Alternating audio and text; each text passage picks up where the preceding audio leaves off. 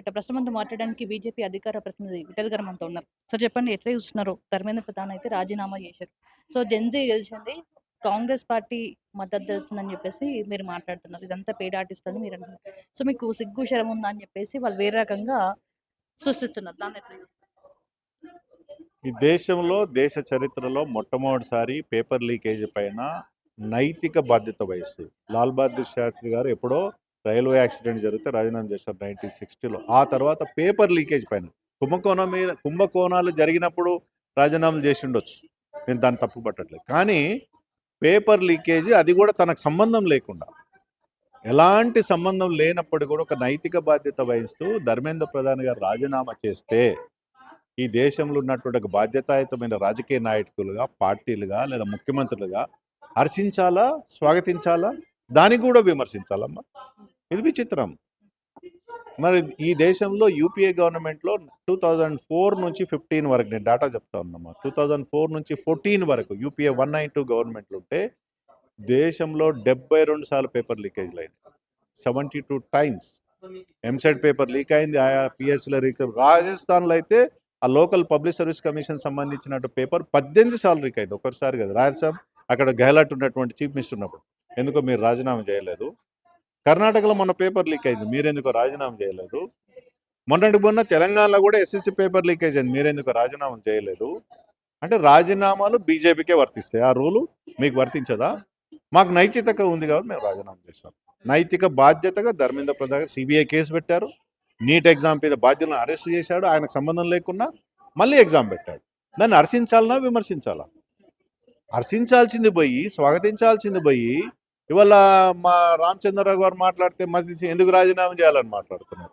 మరి 2 లక్షల ఉద్యోగాలు ఇచ్చినావు, ఇస్తా అని చెప్పారు, ప్రభుత్వంలోకి వచ్చినావు, మరి ఇవ్వలేదు. దానికి నైతిక బాధ్యత లేదా?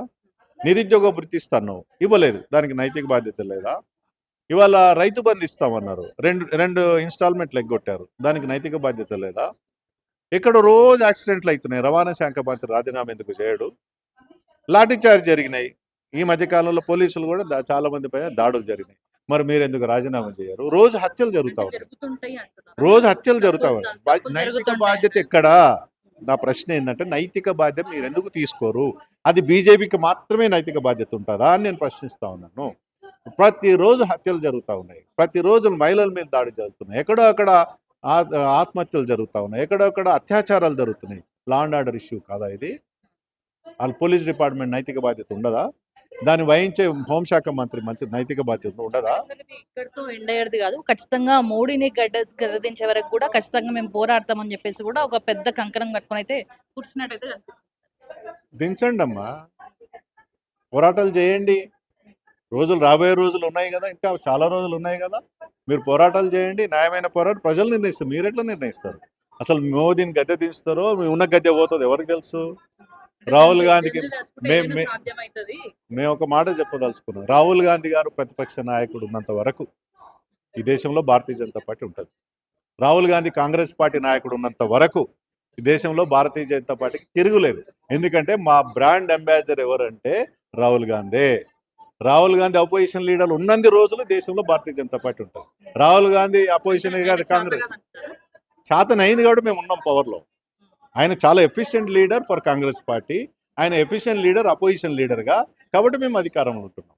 డెఫినెట్గా రాహుల్ గాంధీకి ఆయుర ఆరోగ్యాలు, ఇంకా పెళ్లి కాకుండా ఆయన కూడా జంజీ అనుకుంటున్నాడు అప్పుడప్పుడు.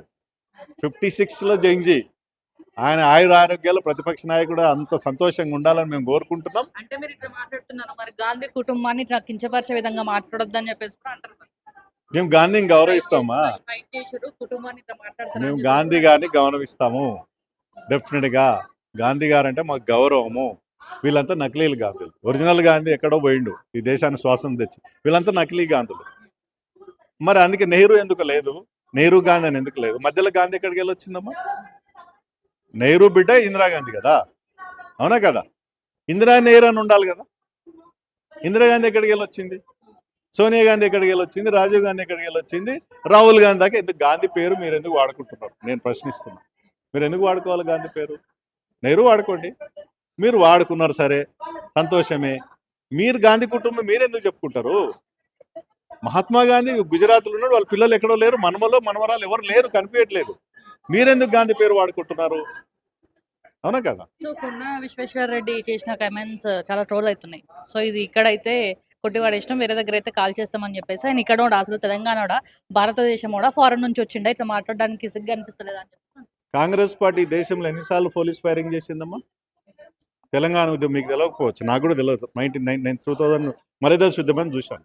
1969లో ఇదే కాంగ్రెస్ పార్టీ, ఇదే కాంగ్రెస్ ముఖ్యమంత్రి 369 మందిని పిట్టలను కాల్చినట్టు కాల్చేశారు. ఫైరింగ్ జరగలేదు అప్పుడు.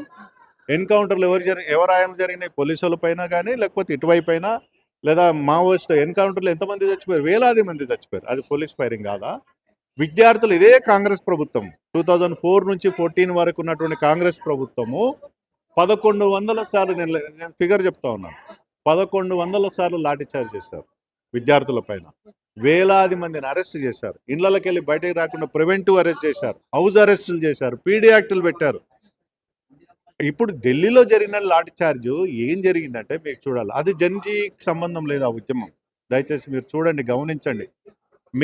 మా ప్రభుత్వం ఎక్కడ నీటికి నిరాహార దీక్షకు అనుమతి ఇచ్చింది? 30 రోజులు జరిగింది. చలో పార్లమెంటు రోజు అసలు సిసలు నీటి విద్యార్థులు అక్కడ లేరు. బయట నుంచి వచ్చిన వాళ్ళు అసాంఘిక శక్తులు, అసాంఘిక శక్తులు ఎక్కడైనా ఉంటారు. ఇవాళ 2400 మందిని ఫేస్ ఐడెంటిటీ చేస్తున్నది ఢిల్లీ ప్రభుత్వం.